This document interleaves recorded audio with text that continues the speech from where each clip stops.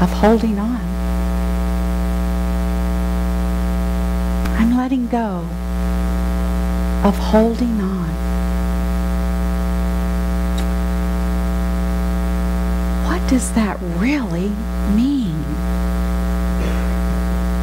In unity, we say, let go and let God all the time, don't we? But what does that really mean?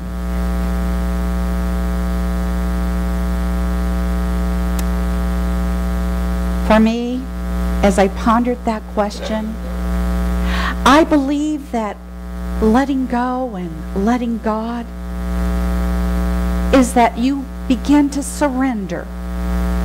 You surrender your will and your way to God. In unity, it's been said that it is a good thing to surrender your will to the will of God, because God's will for you is always, always, always good. In fact, in the 8 steps into the mastermind consciousness or into the Christ consciousness, the first step is I surrender. And we say, I admit that of myself, I'm powerless to solve my problems, powerless to improve my life. I need help.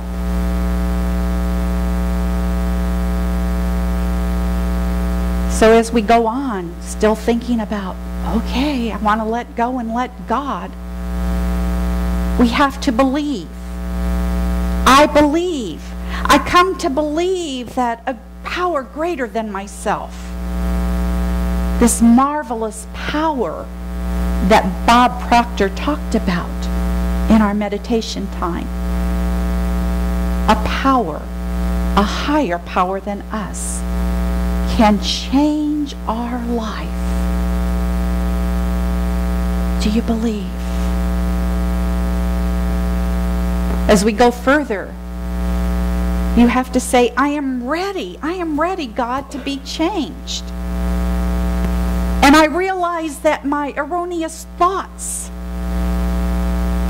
my thinking, has caused all of my problems, my unhappiness, my fears, my failures. And I'm ready, God, to have my attitude, my beliefs changed so that my life can be completely transformed. What more is there to do, God? Well, we have to decide to change. I make a decision to surrender my will and my life over to that marvelous, higher power that is within me. And I ask to be changed at depth. Oh, as we ponder those words, to be changed at depth, that can be a little scary, because when we're changed at depth, we're not going to be the same as we were in the past. Is there anything else to do, God? I'm letting go. Yes, I forgive. I forgive myself. I forgive myself for all of my mistakes, for all of my shortcomings. And shall we say a word that we hardly ever use in unity? My sins. Because it's all self-imposed nonsense. I also forgive all others that I ever thought harmed me in any way, in body, mind, spirit, and emotions. Well, that's 5 of the steps to that higher power, to letting go. Big steps to take, isn't it? I bet some of you are wondering or have been wondering why I'm wearing a backpack. And my response was, what backpack? I don't see any backpack.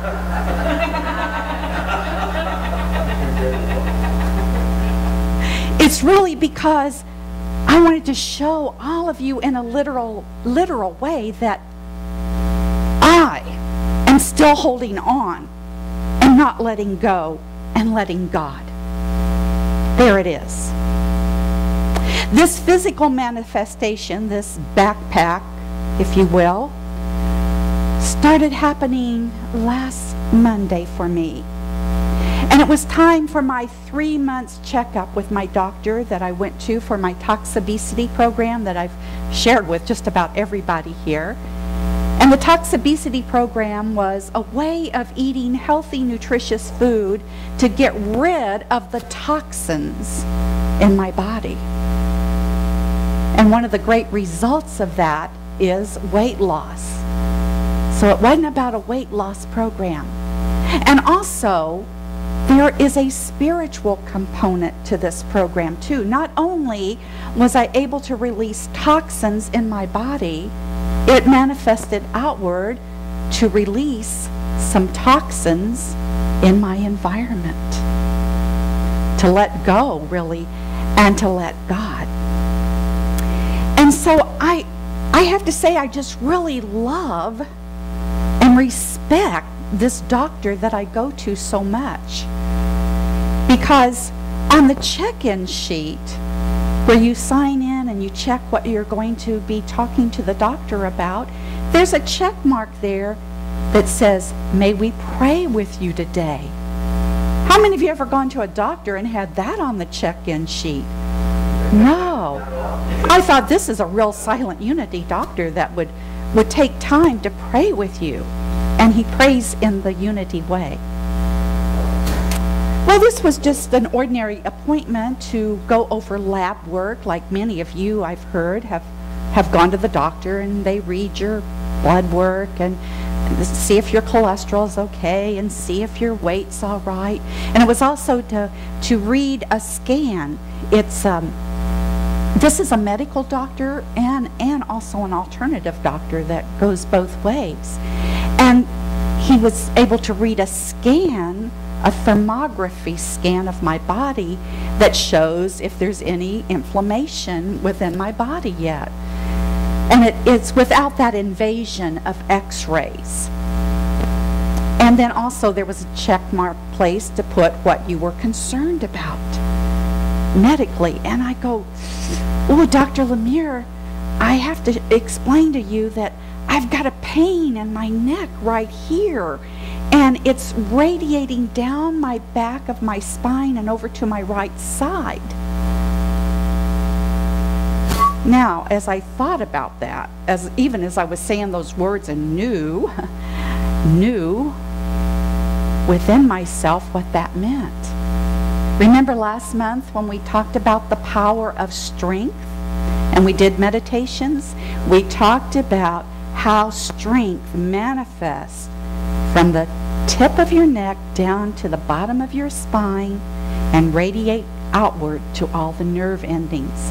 Your power of strength. And that helps you to walk forward or to stand in your truth. Also, if you know about the power of wisdom and where that's located, in the pit of your stomach, your body brain.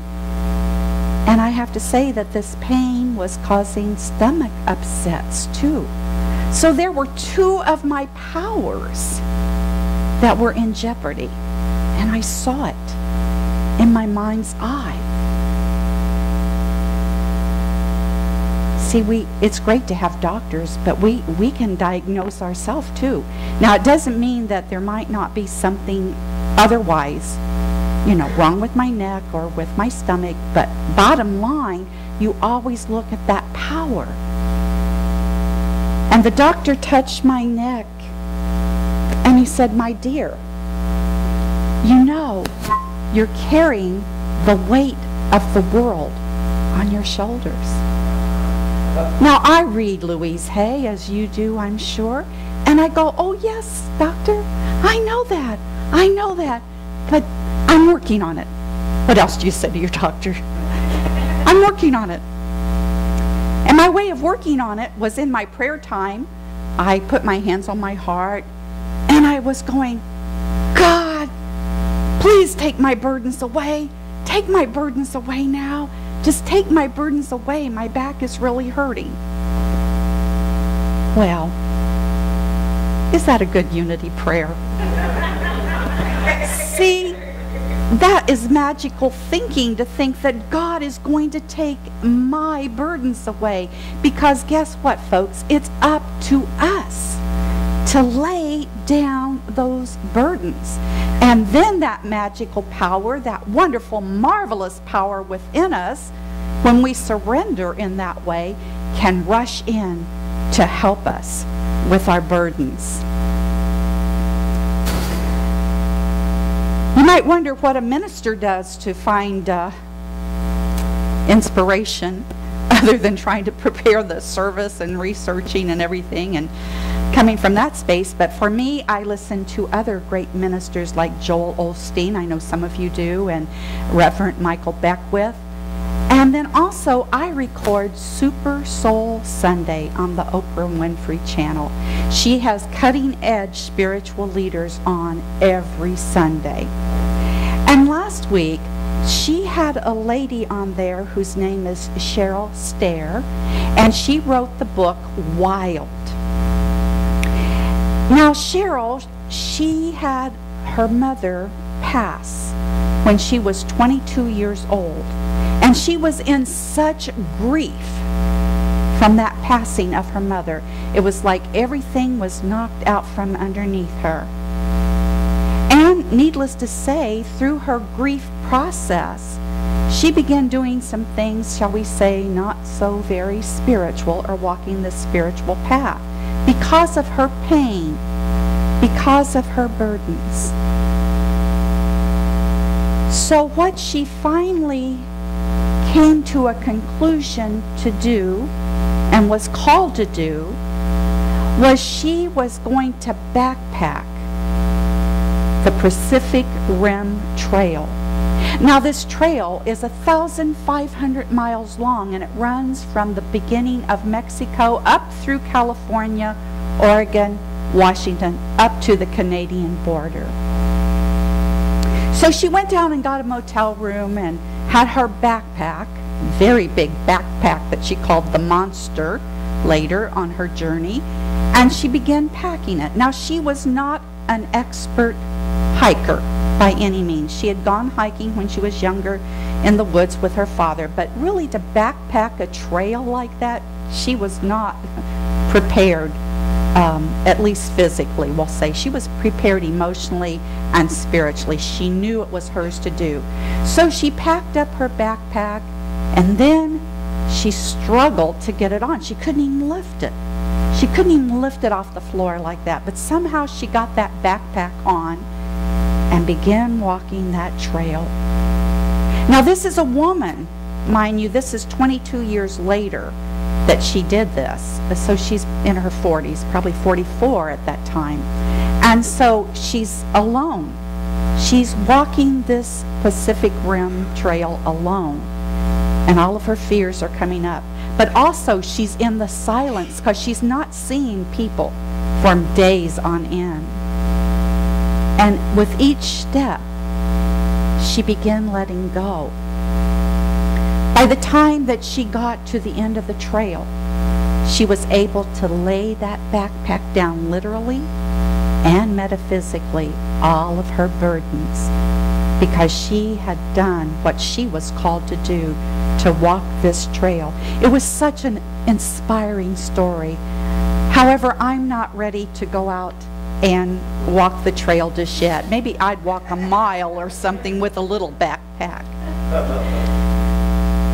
But that story made me realize that just like Cheryl, I have been carrying heavy burdens.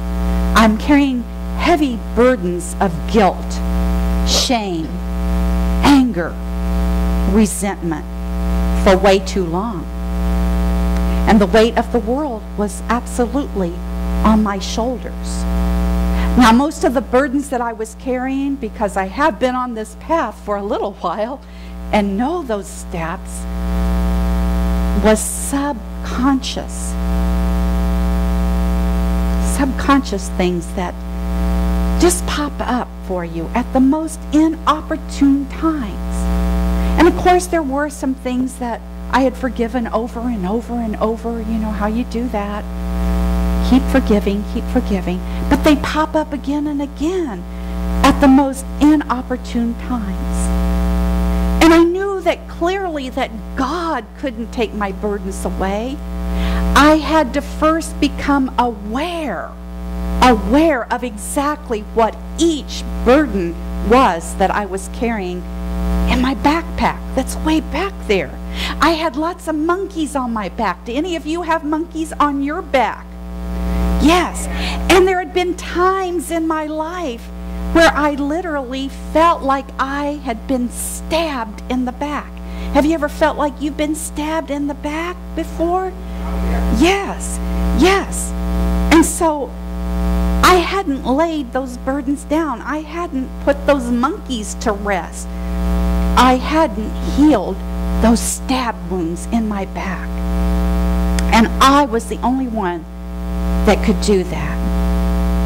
You see, pain in our bodies, whether it's emotional pain or whether it is physical pain, is always a sign for us that something is wrong within our body, of course, first and foremost, but deeper, something is wrong spiritually. I don't want to say wrong, but there's something going on that we need to look at a deeper level. What do we need to do? We need to come to a place, finally, of surrender, but of non-resistance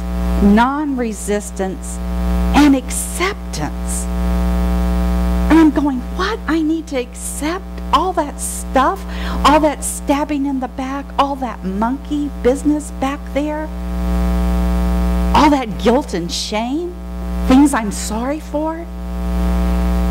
Well, my friend, Reverend Jim Rosemurgy, who's the minister at Fort Myers, wrote in his book, A Daily Guide to Spiritual Living, on page 295, these words: through acceptance, I come up higher. Coming up higher has a strange beginning. It is acceptance. It's almost unthinkable to believe that acceptance of a situation is the first step to a new way of life. However, acceptance is not defeatism, for not only are situations accepted, but so also is the truth that God is the power in our lives. God is that power that is within us, that marvelous power that is within.